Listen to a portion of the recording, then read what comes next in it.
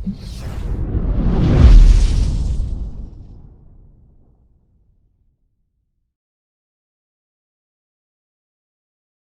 pertama adalah nampaknya para bidon wanita, penyanyi-penyanyi wanita yang mengumbar aurat.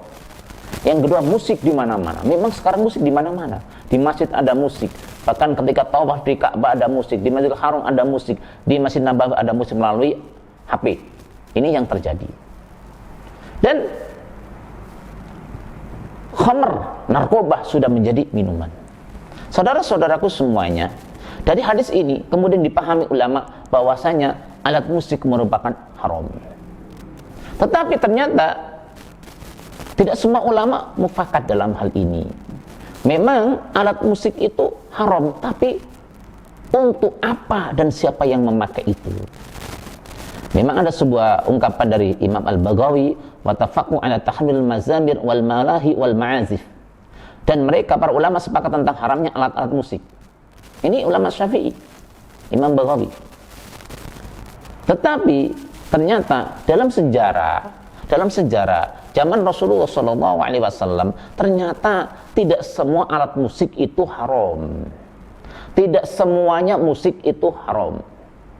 Contoh, ketika Rasulullah SAW itu dari Tabuk, itu disambut dengan rebana, dengan tabun rebana, dengan bunyian syair Tala al-badru alaina min saniyatil wada. Dan Rasulullah membiarkan itu. Ketika pernah hari raya itu ada budak yang bernyanyi, itu dibiarkan oleh Rasulullah SAW. Maka para ulama akhirnya membagi musik dan lagu adanya haram ketika itu dinyanyikan oleh orang-orang yang fasik, oleh orang-orang yang kafir, dan itu menjadi syiar kemaksiatan. Itu akan menjadi haram.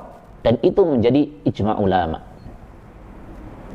Jadi ketika musik itu dijadikan sebagai alat maksiat, nyanyian-nyanyian berupa cinta yang mengumbar birahi, dinyanyikan dengan mengumbar aurat, tidak menutup aurat, dengan bergoyang dan lain sebagainya, yang sering terjadi saat ini jelas haram. Dan ini yang dimaksud oleh hadis Rasulullah, nanti akan terjadi bencana besar, yaitu longsor. Manusia diubah jadi binatang dan hujan batu. Tetapi ketika itu alat musik itu dipakai oleh orang yang soleh, kemudian dinyanyikan dengan bagus, dengan isinya adalah syair-syair yang mengingat Allah Subhanahu wa Ta'ala, yang memberikan semangat untuk berdakwah dan berjihad, ini diperbolehkan walaupun tidak dianjurkan. Oleh karena itu saudara-saudaraku, dalam menyikapi ini kita harus bijak. Makanya ketika misalnya ada sholawatan dengan pakai rebana, sehingga kita mengingat bagaimana perjuangan Rasulullah, kita mengingat kelahiran Rasulullah SAW, kita mengingat kebesaran Allah Subhanahu Wa Taala, dinyanyikan oleh laki-laki yang pakai pakaian yang syar'i, kemudian duduk rapi, ini adalah diperbolehkan.